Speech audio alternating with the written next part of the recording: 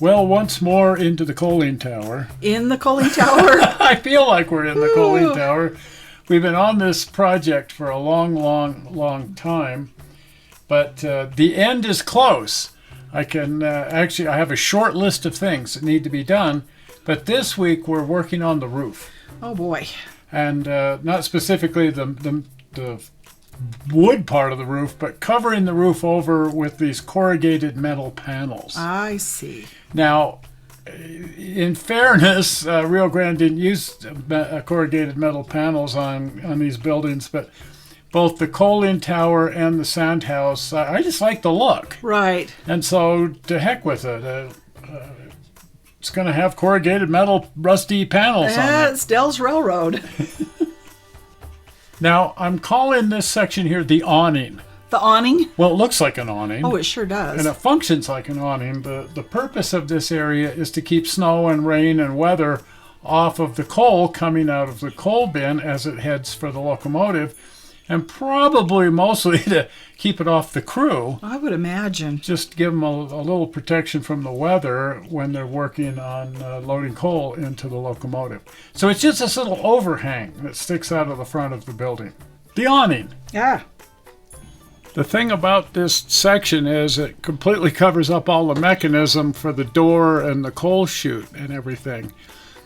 And especially the chain that goes over the chain pulley, which actually tends to, the chain tends to fall off the pulley from time to time. And so it needs to be put back over the pulley. So I devised a system of just hinging the awning here so that I can easily open it and get to the mechanism when I need to get to the mechanism, and then just close it up again. And then it's actually going to be secured in place with a pin. So let's get some wood stain on the new sections here. I don't like to stain them before I put them up because the glue doesn't want to stick to the stained wood. So I like to get everything glued in place and then come in and stain it. It's a fairly easy process because everything else in here is stained. So even if I get stained in other places on the wood, it doesn't really hurt anything. As always, I try to put enough stain on here that it'll soak in, but not so much stain that I end up with some stain on the surface.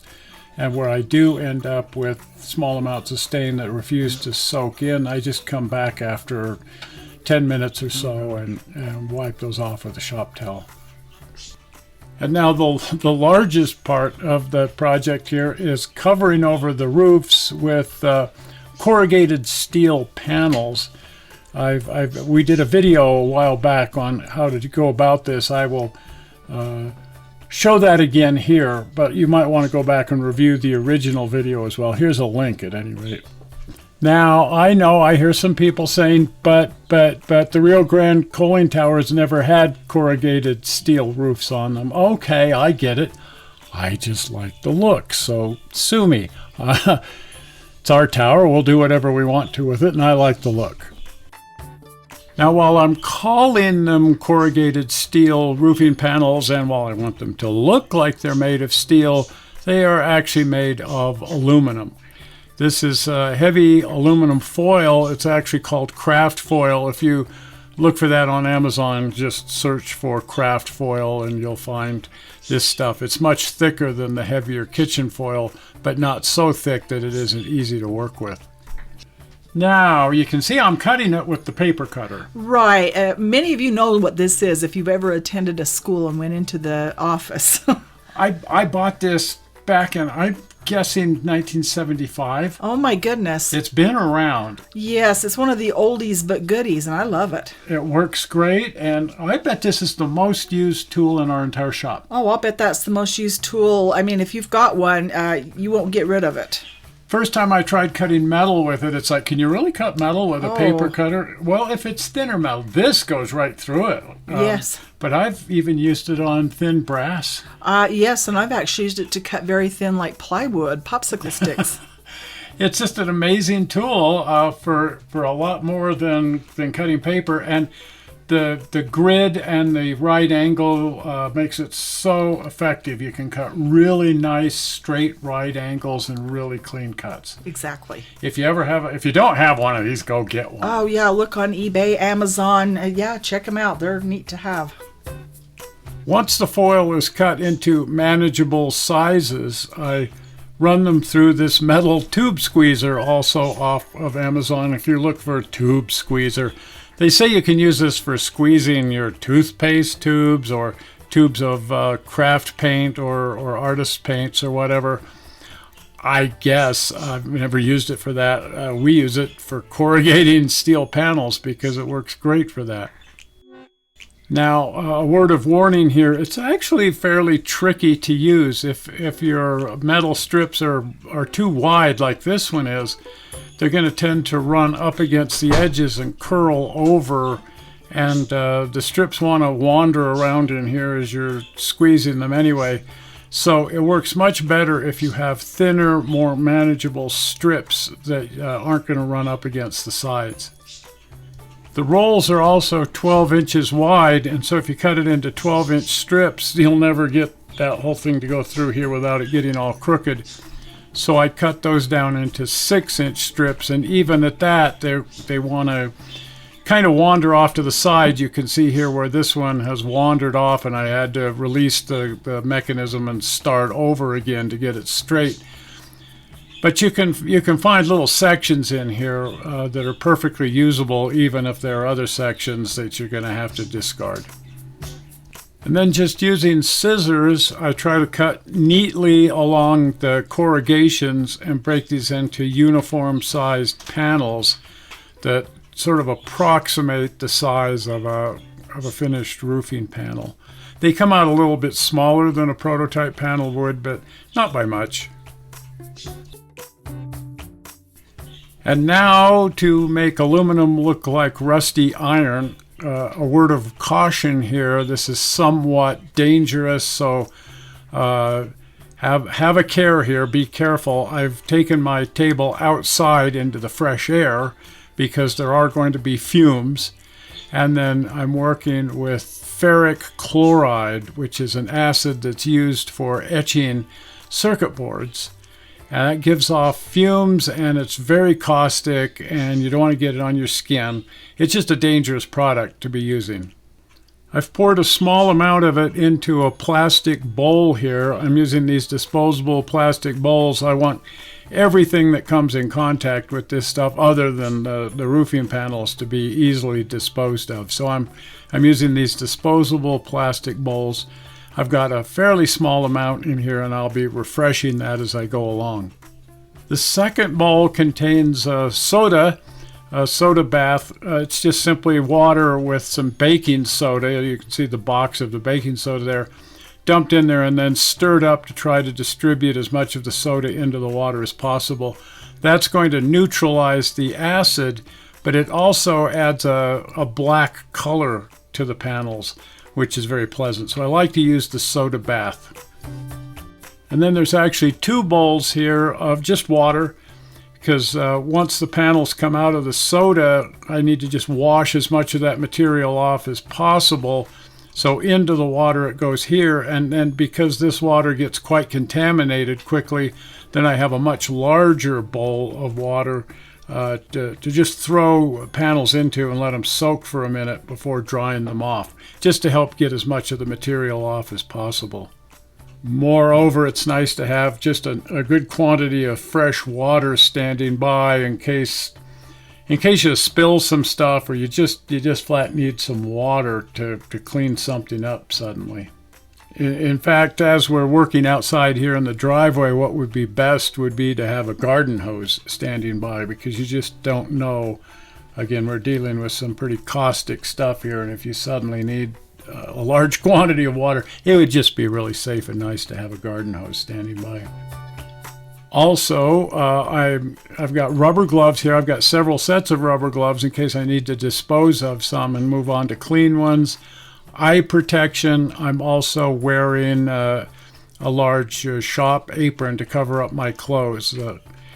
Anything you can do to cover up as much skin as possible, because you don't want to get this stuff yeah, on your skin, and you don't want to breathe the fumes either. Okay, let's make a panel or 2 or 3 or 4. So I've grabbed several panels here, and I'm just going to throw those into the acid. You could say that I'm screwing up right here, but I kind of knew that I was screwing up. I just want to show you something. I'm putting a whole bunch of panels in here. I think I put about 5 of them in here. The more metal that's in contact with the acid, the more of a reaction you're going to get. As it reacts with the metal, it generates heat. And so at first it doesn't seem like much of anything is happening, but that acid in there is dramatically heating up right now, especially out here in the sun. And after about 30 seconds, it really takes off. And as the reaction gets more violent, it generates more heat and therefore more fumes. And well, I actually melted the bowl here. So if you really want to do some destroyed panels, you want to have some really rusted out panels, this is one way to achieve it, is just put a whole bunch of them in the acid at once. But be prepared for a pretty violent reaction. Now, as the panels go into the soda water, you can see that the violent reaction is continuing. The soda isn't completely shutting it down. You can also see that black color that I was talking about that's being created in the soda. And notice how much of the panel has been completely eaten away. So if you're doing completely rusted out panels to have laying around in piles of detritus and trash, this is a great way to create really heavily damaged panels. Not typically what you want to do. Mostly what I want to do here is just create some lovely rusted panels. So I don't want to put too many panels in here that are going to generate a lot of heat. I'll put 2, usually just 2 in here, and that keeps the reaction under more control. I'm still getting a pretty quick reaction because that acid's still pretty hot from what I did with the other panels. And because it's quite warm, it reacts quite quickly. So I'm not leaving the panels in here very long. I don't want them to rust completely away. And then over into the soda water to neutralize the acid as soon as possible. The soda goes crappy really fast, you can see, so you need to have a container standing by to dump that into and then build a fresh batch. Now, as the panels come out of the water here, they're just black, and you're going, well, that isn't the color that I was after at all. You actually have no idea what color you've got here until after these dry out. So set them aside. I'm setting them here on a paper towel to, to kind of sop up some of the water, if you will. But as they dry out, then you'll see the rust colors coming through. And surprisingly, this process goes on actually for the next couple of days. You can see the ones where it started to dry out at the edges there. And then you can see the rust color starting to come through. On some of the panels, there are places where the acid didn't do anything. There must have been something on the metal that protected it. I don't mind that look at all, where you see some of the bare silver coming through. It just depends what you're after. If that isn't what you want, throw it back in the acid for a minute. You'll also notice that on some of the panels, there's like a black crust on here, and the panels just want to stay completely black. After a couple of days, all that black falls off. You just kind of tap the edge of these on a table, and all that black just falls free as a dust, and then you have your rusty color. Because this takes a while to set up and make the panels and etch them and everything, if I need 30 panels, I'm going to make 60 or 90 or something. I mean, once I'm at it, I might as well just overproduce this. I will use them somewhere on the railroad, but I like to make as many as I possibly can in one go.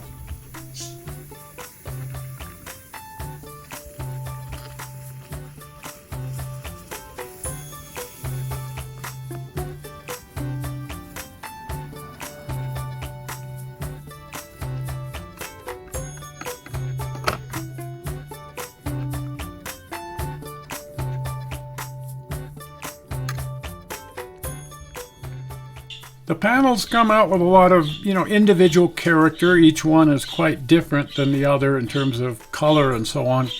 And then also in terms of how much damage was done by the acid. And then also some of them are just narrower strips. When I was cutting those out of the foil, cutting out the sections that went through the roller that didn't go through straight, I end up with kind of scrap pieces, if you will, narrower pieces. And those are going to come in really handy. Those get used. Everything gets used. But now the plan is to start sorting these things out into different sizes and to some extent different colors. But keeping in mind that even the darkest panels here over the next couple of days are going to get rustier. Keep in mind this is actual rust, actual iron rust. The ferric chloride, ferric meaning that this acid has iron in it, and it's that iron that's being attracted to the aluminum and sticking to the aluminum. So what you're seeing here is actual iron rust. Okay, this looks a little too real. What happened here? It almost looks like there was a fire, but I just love what happens when you really let the acid run amok. Oh, it looks authentic. I mean, believe me, I grew up around barns and farm buildings, and when they rot away, that's just what they look like. Yeah, it's a tetanus shot looking for a place to happen. Exactly. And when you see it in the real world, you're not going, oh, for fun, and I'm going to take that home. But on your model railroad, it's like one of the most amazing, attractive things that you can have. Right. It's just so wonderful. So after they're well dried out, I've brought them into the shop here to lay out on the table by the coaling tower. And I'm starting to sort these out into, again, different sizes and different colors and textures.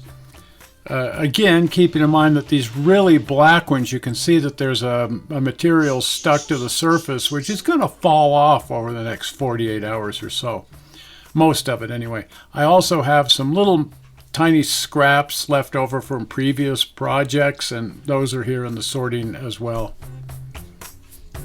And the heavily damaged, heavily rusted panels are set to one side because they certainly won't be used on the building. I've used them for patching fences and just laying on some pallets as some detritus somewhere. They're really great for a lot of purposes, but you wouldn't want to use them on the actual building, probably. Now, as I've mentioned, a lot of that material stuck to the surface is just going to fall off over the next couple of days. And so as I'm working with these, I end up with these little piles of rust material.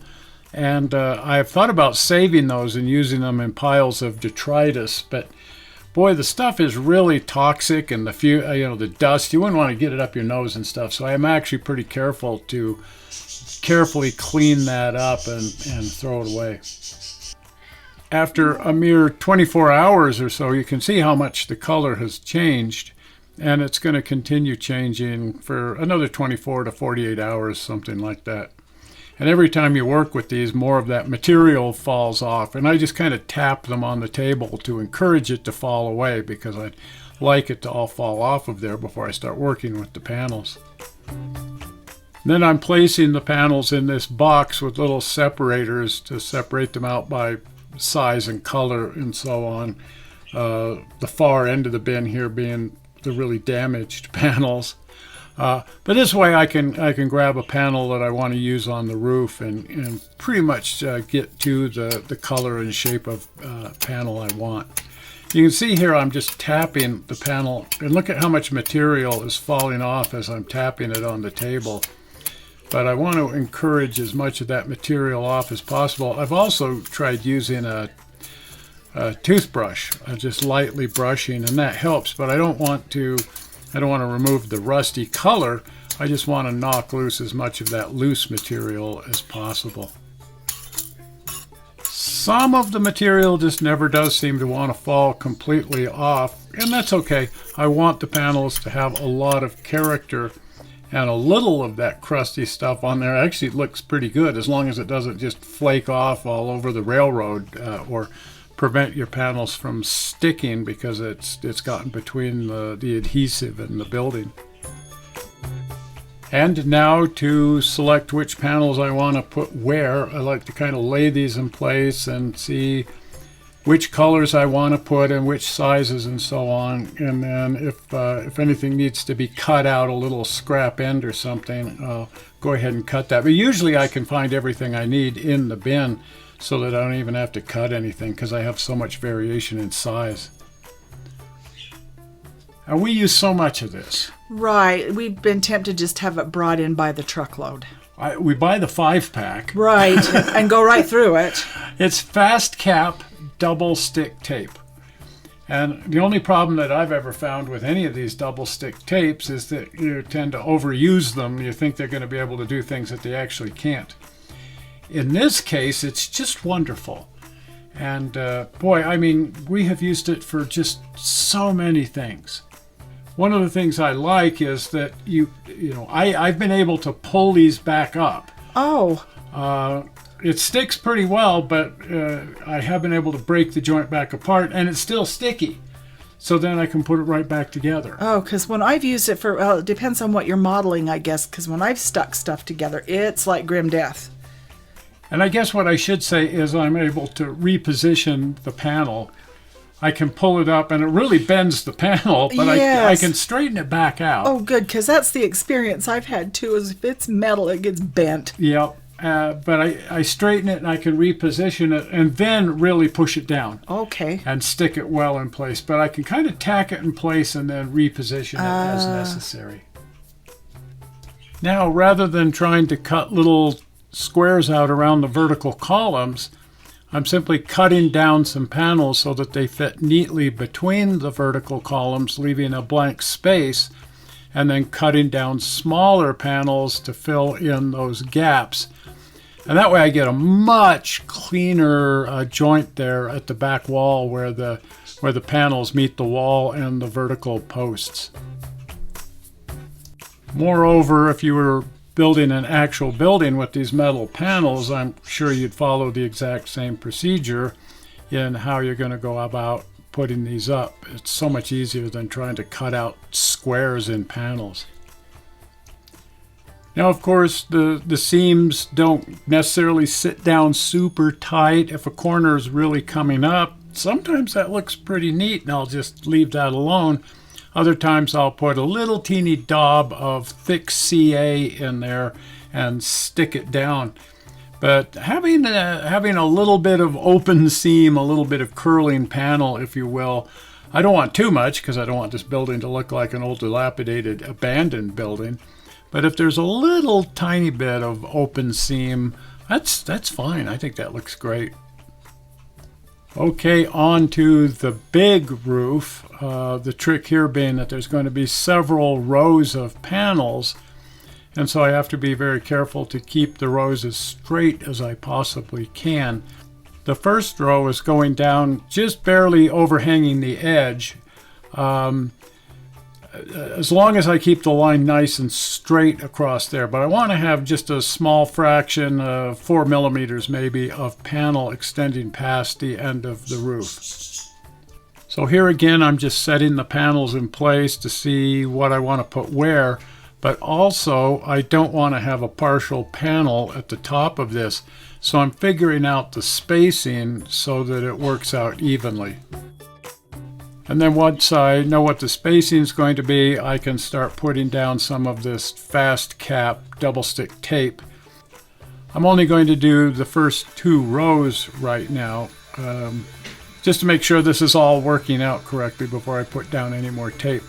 As I'm putting the panels in place, as you can see, I'm trying to overlap the corrugations so that the corrugations come down tight against each other. A little bit tricky to do. But if I can get the alignment just right, then the corrugations neatly fit inside the other corrugations and form a really nice looking seam. Now, as I mentioned, I've worked out the spacing so that it works out evenly across the whole roof.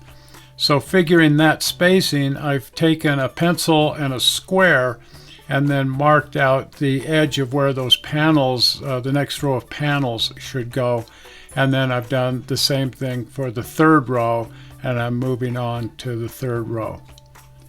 Once in a while I get the panel a little bit crooked and the seam doesn't quite close, But the nice thing about the fast cap tape is I can pull the panel up. Typically it isn't easy, but I can usually pull the panel up without destroying the panel.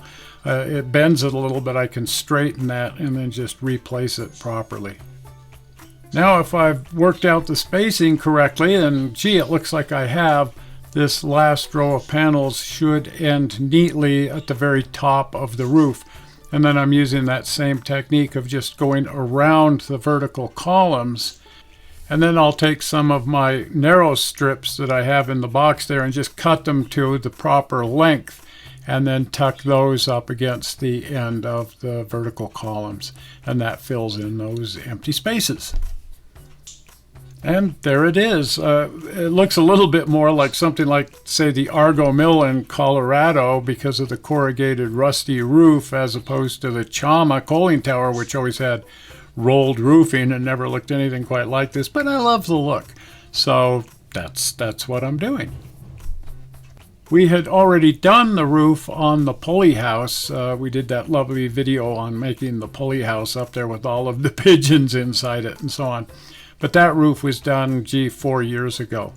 And so I've also got to match the look of that. Well, a few little things. The big thing is I've decided to add 2 more windows. Oh. So I had you cut out the glass for the windows. Yes. But I never did the windows on the back that the operator looks through to visualize the coal going into the buckets. Because at the time I didn't know they were there.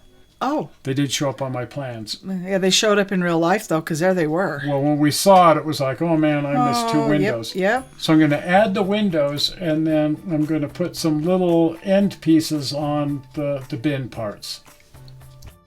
And at that point, the tower itself is finished. Right. So, boy, the end is in sight here. And hopefully you're going to want to follow along and see this when it's finally finished and finally in place. Yes. And so if you're not a subscriber to the channel, please subscribe. You also might want to consider hitting the like button. But in order to subscribe, click on the upcoming blue button. Zoink! Right there, the blue button. Well, we're not sure how you found this video on the internet. We hope you didn't find it boring. And we will see you here on Tuesday. Right. See you then. We'll see ya. Bye-bye. Bye.